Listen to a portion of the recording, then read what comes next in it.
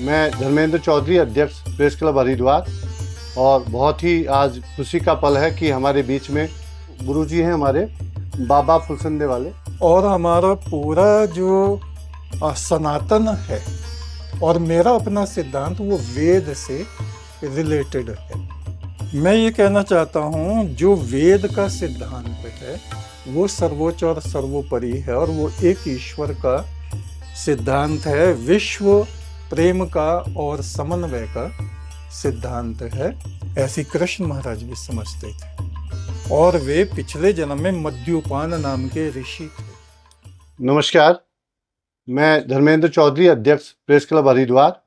और बहुत ही आज खुशी का पल है कि हमारे बीच में हमारे पार्षद नागेंद्र राणा जी पहुंचे हैं। मैं उनसे भी कहूँगा कि वो गुरुजी को माला पहनाकर एक बार गुरुजी से आशीर्वाद लेंगे। आप नागेंद्र राणा जी हैं, यहाँ पर बीजेपी के पार्षद हैं गुरुकुल वार्ड से। और जैसा मैं बता रहा था कि राणा जी भी अभी पहुंचे हैं, कि राणा जी जो गुरुजी हैं हमारे बाबा फुलसंदे वाले, और देश दुनिया में एक सनातन की पताका फहराने में, और बिजनौर की धरती से, अब विदुर की धरती पवित्र माना गया है बिजनौर को, उस धरती से पूरे देश दुनिया में सनातन की पताका फहरा रहे हैं। और लगातार जो 24 घंटे दिन रात अनक्षेत्र वहाँ पर गुरुजी के आश्रम में चलते हैं, और शिवरात्रि के मौके पर तो विशेष वहाँ पर अनक्षेत्र चला जाता है, जो शिव भक्त वहाँ से गुजरते हैं। तो लगातार गुरुजी का जो धर्म के प्रति है जो काम है वो देश दुनिया में चल रहा है। और बहुत लोग गुरुजी से जुड़कर आपके मंत्र को लेकर एक सत्य मार्ग पे चल रहे हैं, अच्छे कार्यों में जुड़ रहे हैं, अच्छा काम कर रहे हैं। तो आज सौभाग्य की बात है, हरिद्वार में आज गुरुजी बिजनौर से आए हैं। हालांकि गुरुजी का आज सत्संग है हरिद्वार में, और हमारे घर पे पहुंचे हैं बाबा फुलसंदे वाले। और एक तू सच्चा तेरा नाम सच्चा, ये गुरुजी का मंत्र है, ये गुरुजी का अभियान है जो देश दुनिया में चलाया जा रहा है। आप अगर बिजनौर जाएं या पश्चिमी उत्तर प्रदेश जाएं, हालांकि हम हरिद्वार भी उससे ही टच है, तो आपको एक तू सच्चा तेरा नाम सच्चा बसों पे, रोडवेज की बसों पे बहुत लिखा हुआ वहाँ पर दिखाई देगा। तो आपको जरूर जिज्ञासा होगी कि एक बार गुरुजी से मिला जाए। तो हमारा फिर सौभाग्य है कि आज हमारे घर गुरुजी पधारे हैं और हमें उनका सानिध्य मिल रहा है और आशीर्वाद मिल रहा है। गुरुजी से कुछ बातचीत करने के लिए हमारी भी जिज्ञासा है कि हम गुरुजी जब बीच में, परमात्मा ने हमें सौभाग्य दिया है कि गुरुजी हमारे बीच में हैं, उनसे कुछ बातचीत की जाए, कुछ उनसे पूछा जाए कि अच्छाई के रास्ते, बुराई के रास्ते कैसे बचा जाए। तो कुछ मन में मेरी भी जिज्ञासा है। तो सभी साथी हैं, पाल साहब भी हैं, गुप्ता जी से भी कोई बात होगी तो उसमें अपने मन के गुरुजी से पूछ सकते हैं। तो गुरुजी, ये जो हमारा मंत्र है एक तू सच्चा तेरा नाम सच्चा, तो इस मंत्र के पीछे का क्या उद्देश्य है, किस तरह से हम इसे लेके चल रहे हैं?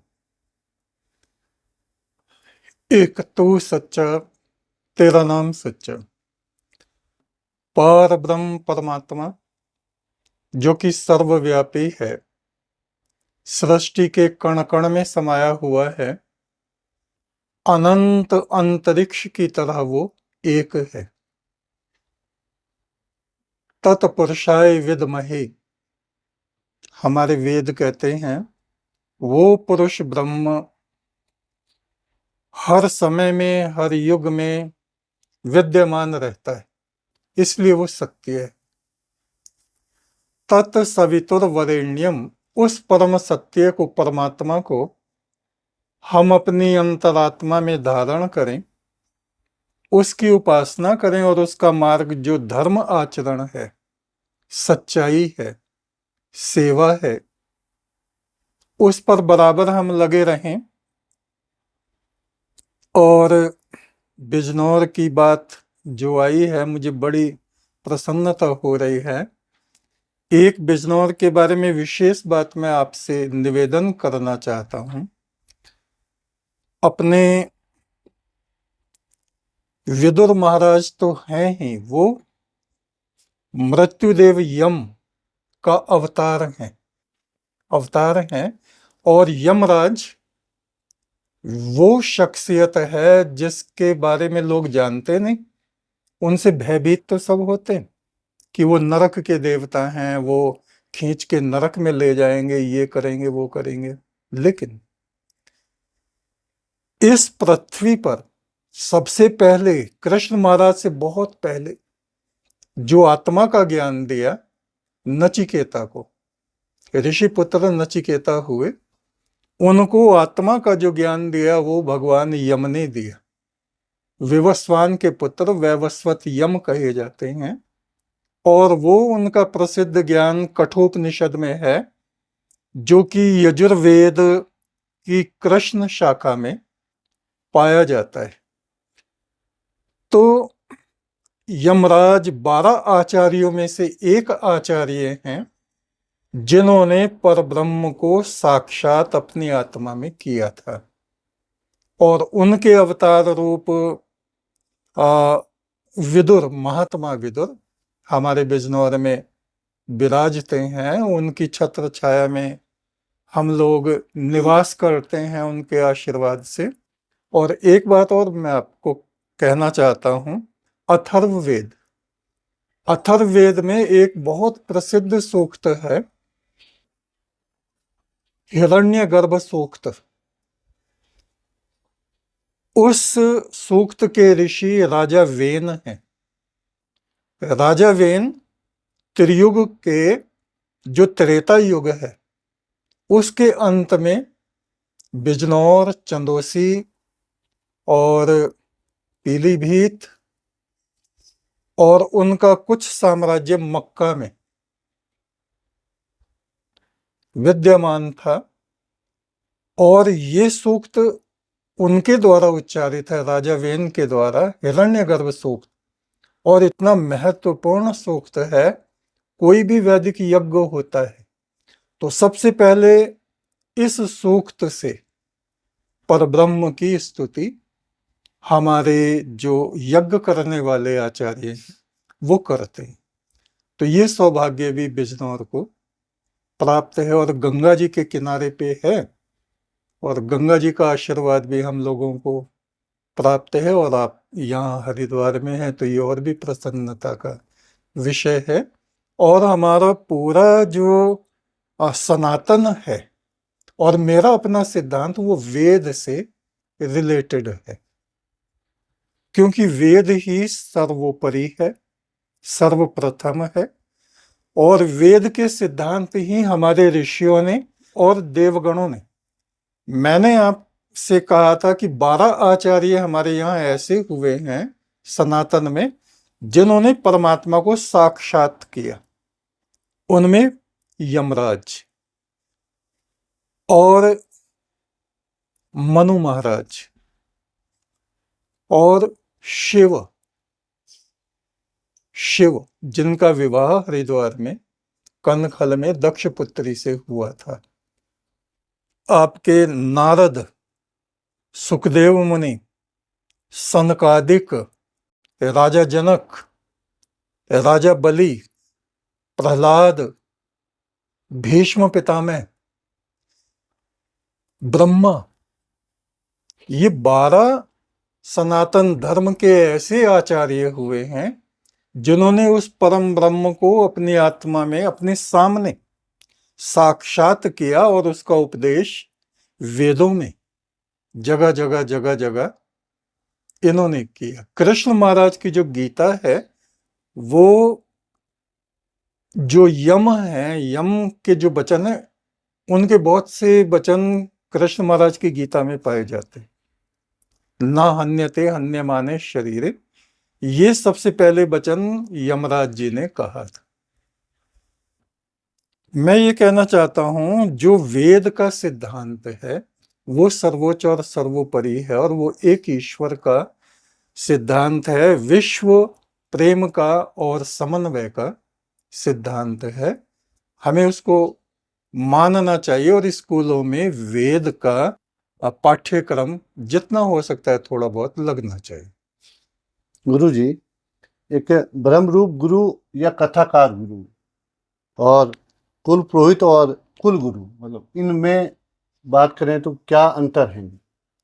देखिए, कुल गुरु तो वो होते हैं जो हमारे यहाँ कथा, कीर्तन, पूजा पाठ ये सब कराते हैं।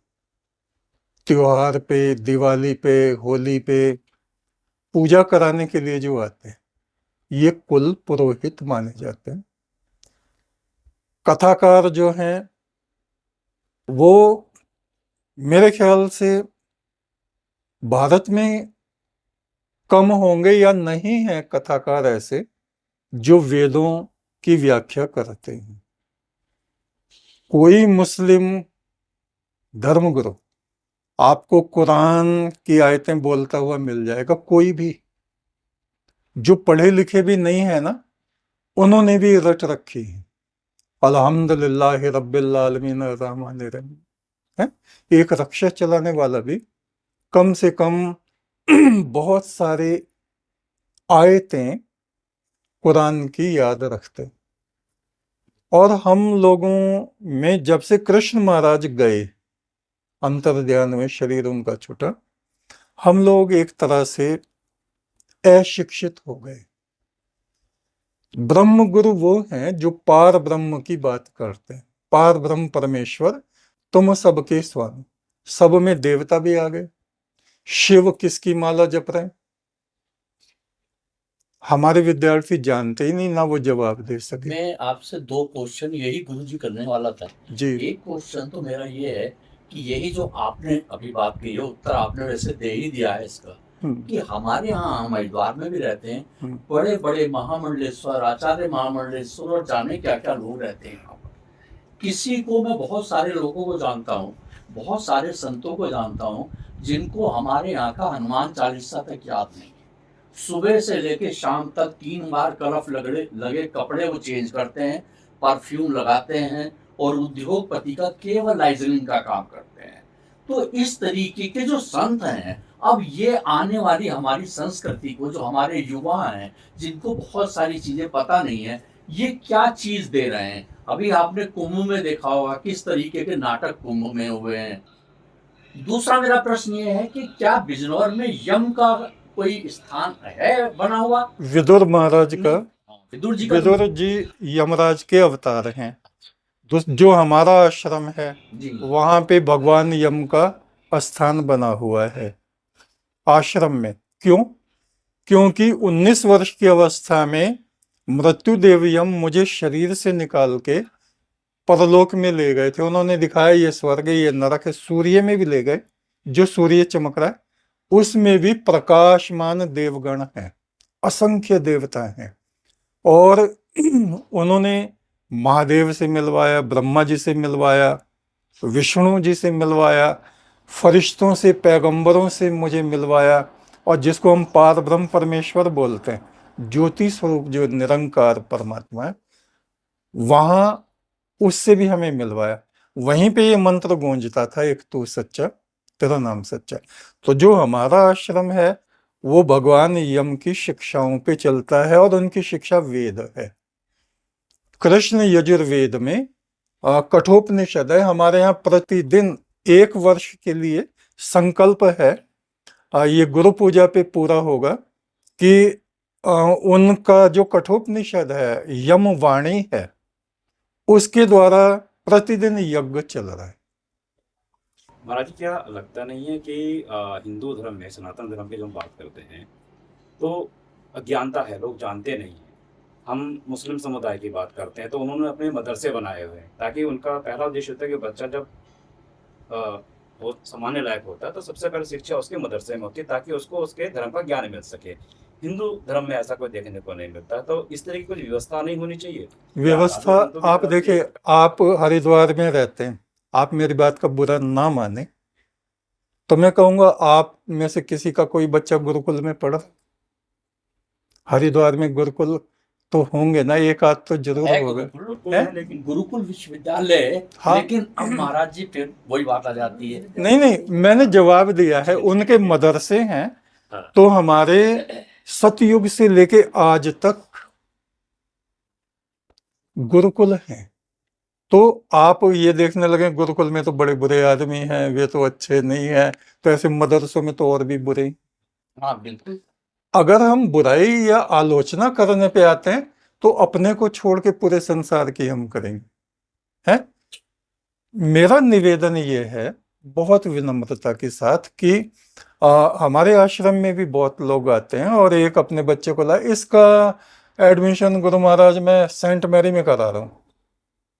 मैंने कहा ये बड़ा होके तो मैं अंग्रेजी में गालियां बकेगा है। माता पिता की बिल्कुल बात नहीं मानेगा, अपनी मर्जी से किसी ईसाइयन को ले आएगा है या विदेश चला जाएगा, तुम इससे हाथ उठा लो।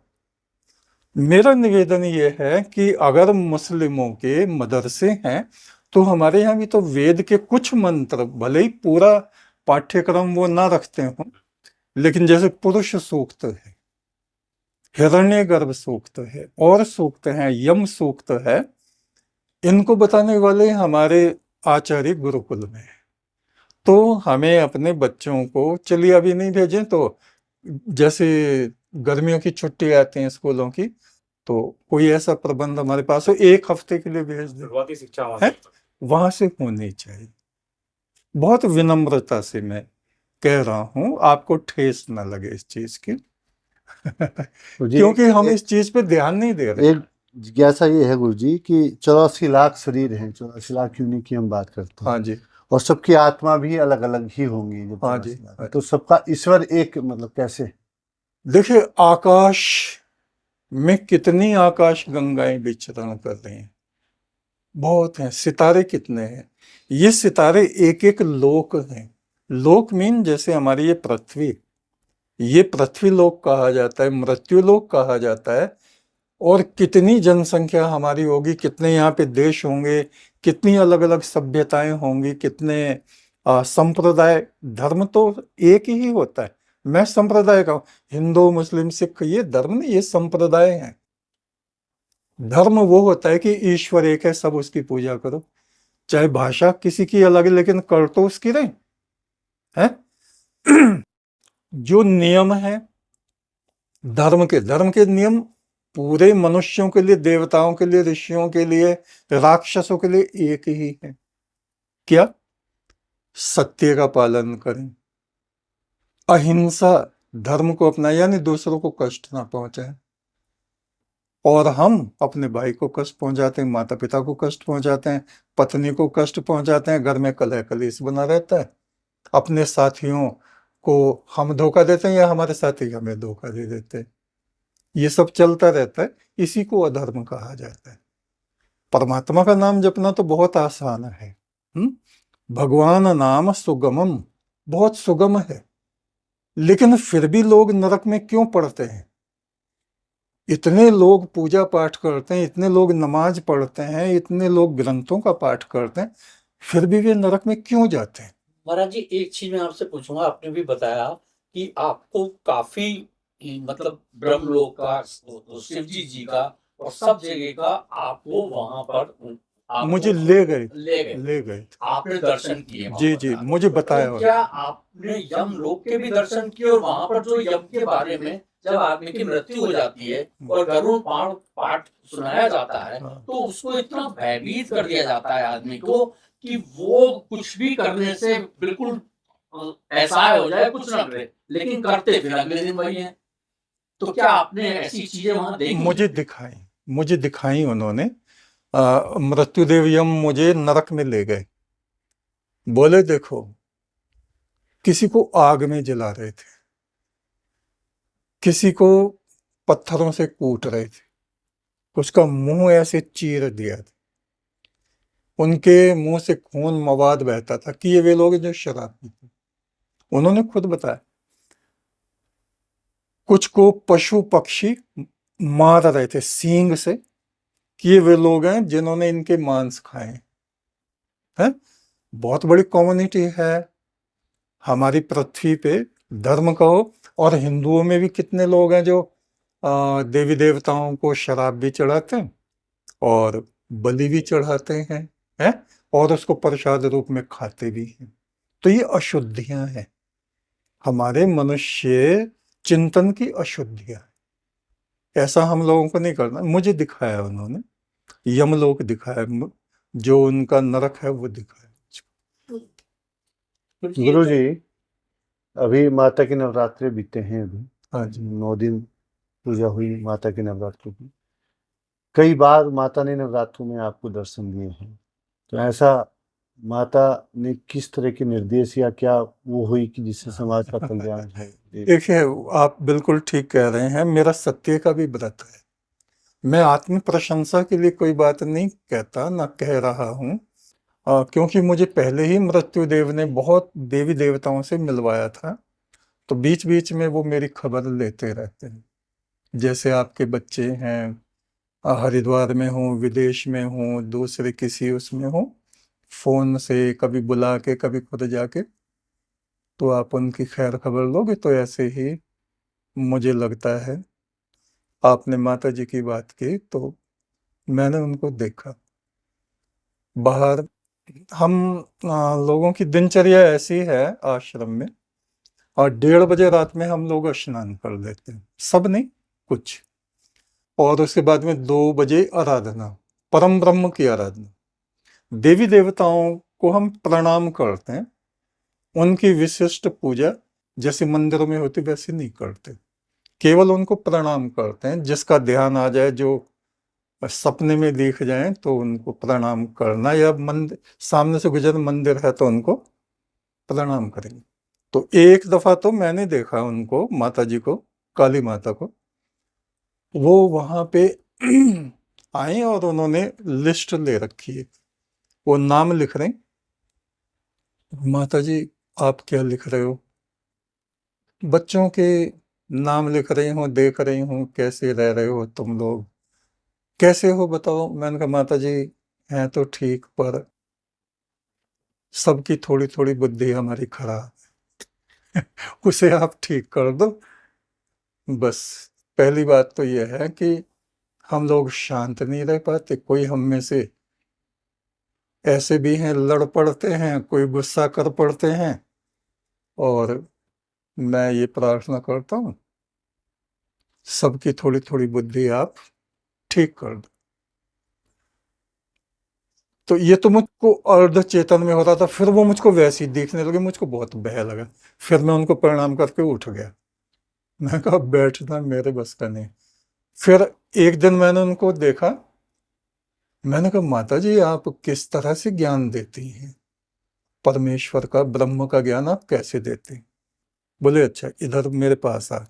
मैंने ऐसे हाथ रख के, ऐसे उन्होंने किया, यूं, ऐसी सितारों की नदी सी बह रही है, रोशनी की नदी बह रही है, तो उसमें सितारे। बोले देख ये क्या है?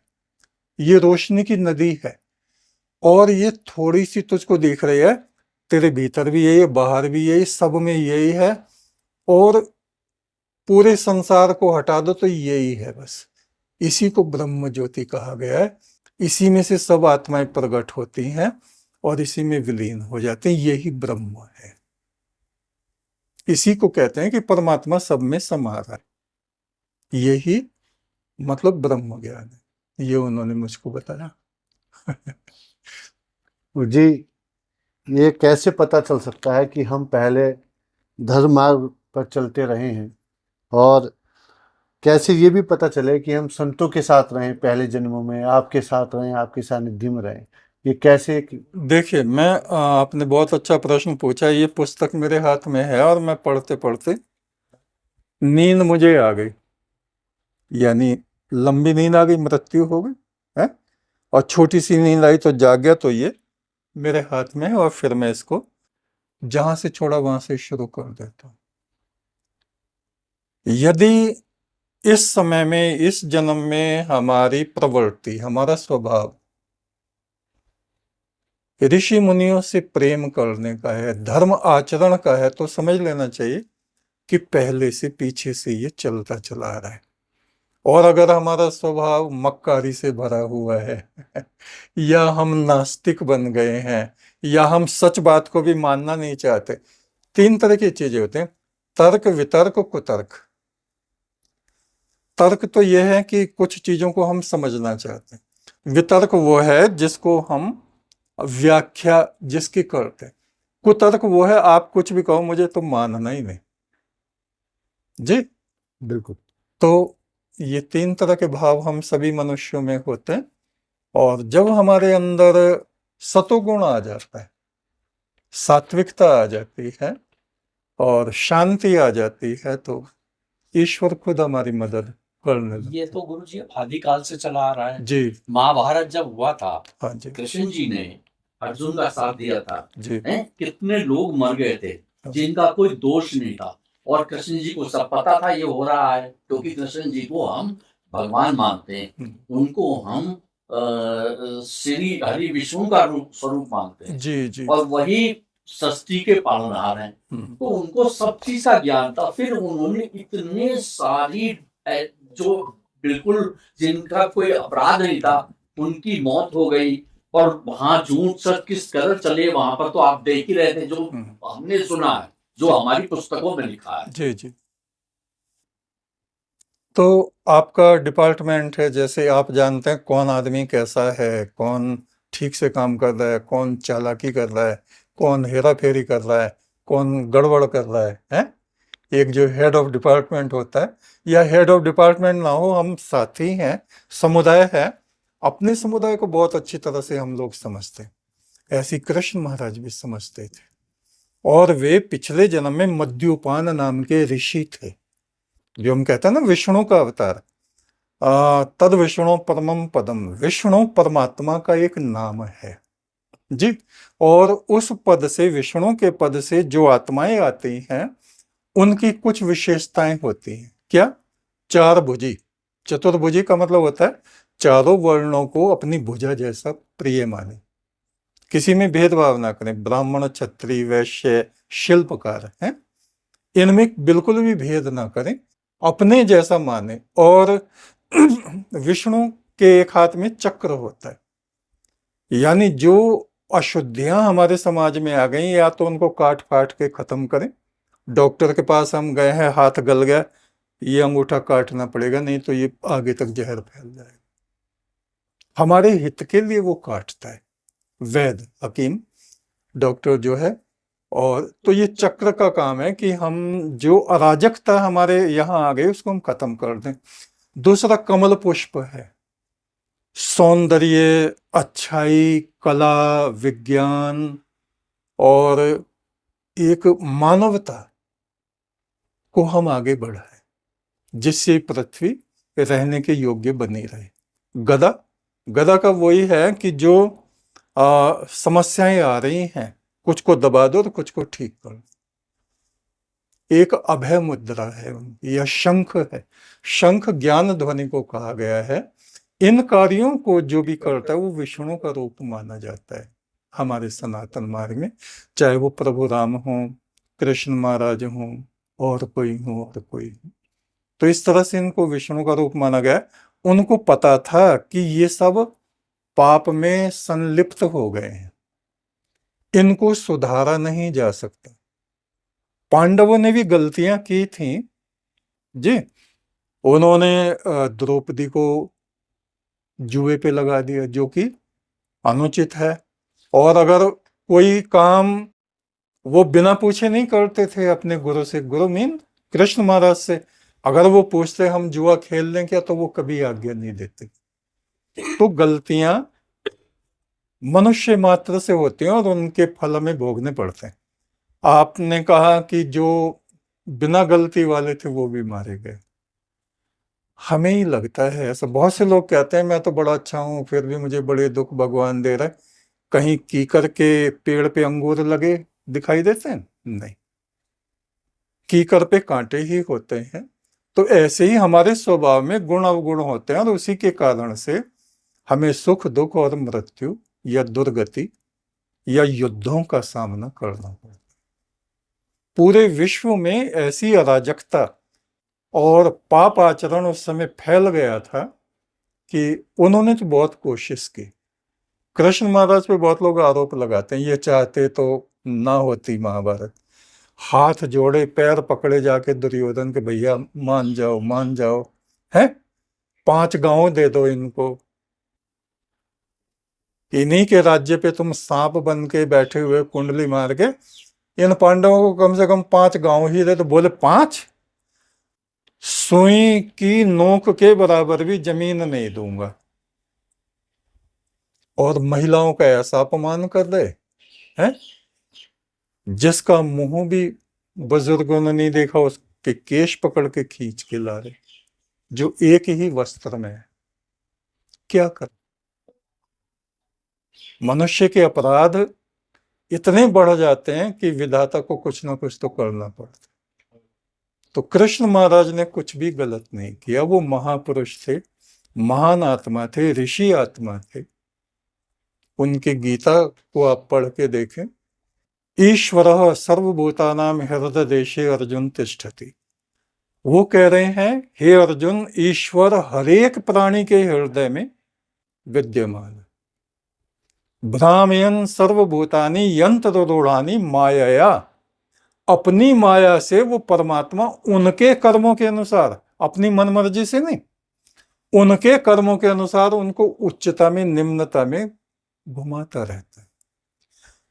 तमेव शरणम गच्छ सर्वभावेन भारतः, सब प्रकार से तू उस परमेश्वर की शरण में जा। तत्प्रसादात् पराम शांतिम प्राप्तम अस्थानम शाश्वतम, उस प्रभु की कृपा से तो शाश्वत मोक्ष धाम को प्राप्त कर लेगा। ये उपदेश कृष्ण महाराज दे रहे।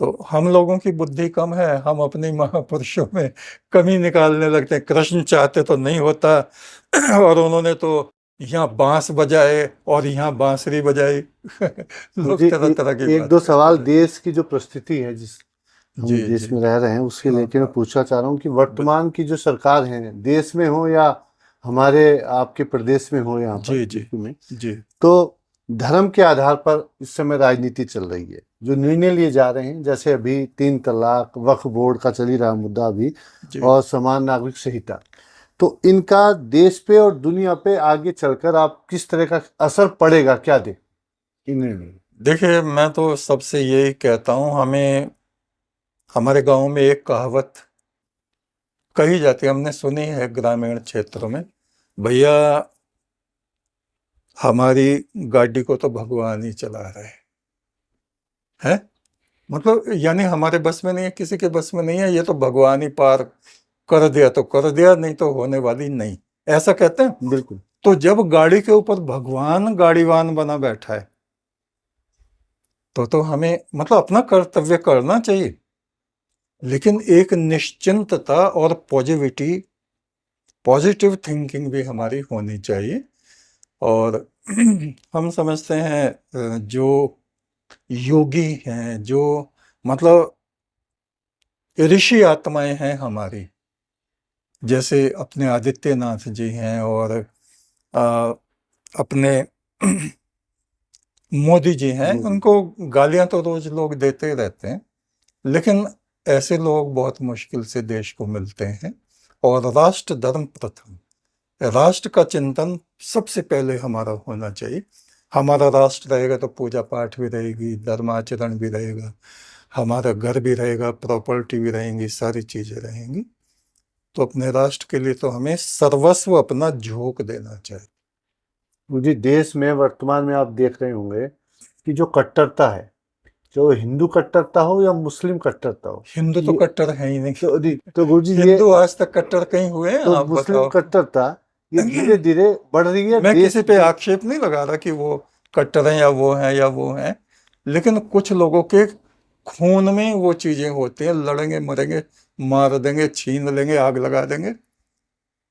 इस कट्टरता के दुष्परिणाम या भविष्य में क्या दुष्परिणाम तो देखिए, मैं तो भविष्य को परमात्मा के हाथ में देखता हूँ। वही ना गाड़ीवान हमारा वो प्रभु है। ऋग्वेद में एक मंत्र भी आता है कि इस महान बोझ को केवल परमात्मा ही खींच सकता है, ना कोई देवता खींच सकता है, ना मनुष्य खींच सकता है, ना कोई ऋषि मुनि खींच सकता है, और उसके हाथों में हम लोग सुरक्षित हैं।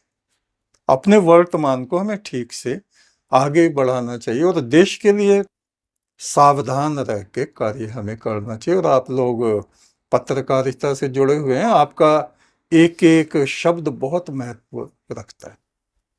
आप समाज को मतलब डिप्रेशन में ना ले जाएं। बहुत से तो महात्मा ये कहते हैं अब ये होने वाला है, अब मर जाएंगे, अब प्रलय आने वाली है। 20-30 साल से तो हम भी सुनते आ रहे हैं। तो उससे क्या है, हमारा समाज डिप्रेस हो जाता है। उनको पॉजिटिव चीजें दीजिए, उत्साह बढ़ना चाहिए हमारी टीम का। टीम सभी, पूरा हिंदुस्तान हमारी टीम है।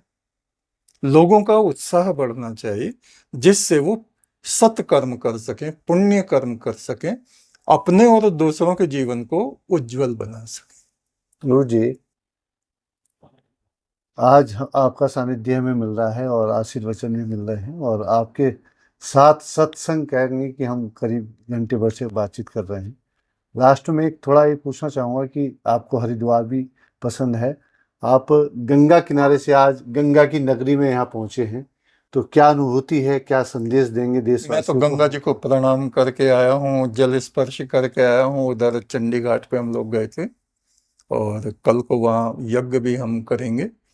तो मेरा तो पूजा पाठ में बहुत विश्वास है और प्रभु से सबके लिए, पूरे विश्व के लिए मैं प्रार्थना करता रहता हूँ, सर्वे भवन्तु सुखिनः। किसी एक को भी कष्ट होता है ना, कोई सा भी देश हो, कोई सा भी समुदाय हो, तो वो पीड़ा हम सभी मनुष्यों को कहीं ना कहीं होती। परमेश्वर करे हमारे जीवन से दुख, तकलीफ और उनका जो कारण है हमारा बुरा स्वभाव, वो बदल जाए। हम आपके आभारी रहेंगे कि आपने समय निकाला हमें आशीर्वाद देने के लिए। मैं आप तक सबका भी पहुंचे। धन्यवाद करता और हूँ, आप लोग बहुत यहाँ बहुत तक आपका पहुंचे हैं नेतृत्व का आभार। और बहुत ही आपकी अच्छा कृपा बनी रहे परिवार पे, साथियों पे, लगा। पूरे देश में। ओम यो भूतं च भव्यं च सर्वं यश्चादितिष्ठति स्व अस्य च केवलम तस्मै ज्येष्ठाय ब्रह्मणे नमः। वो परमात्मा जो सब अपने संतानों पर कृपा दृष्टि रखता है, वो भूत और भविष्य सब में विद्यमान रहता है और हम मनुष्यों को ऐसे ही नहीं छोड़ देता कि कहीं भी फिरो, कहीं भी मरो, कुछ भी करो। नहीं, जैसे मनुष्य बुरे होके भी अपनी संतानों की फिक्र करता है, ऐसे ही वो परम पिता, वो परमात्मा संसार में उसने जो भी बनाए हैं, चाहे देवता हैं, मनुष्य हैं, पशु पक्षी हैं, वन वनस्पति, सबकी उसको चिंता है और वो सबका ध्यान रखता है। उस परम ब्रह्म को हमारे शत शत प्रणाम। एक तो सच्चा, तेरा तेरा नाम नाम सच्चा।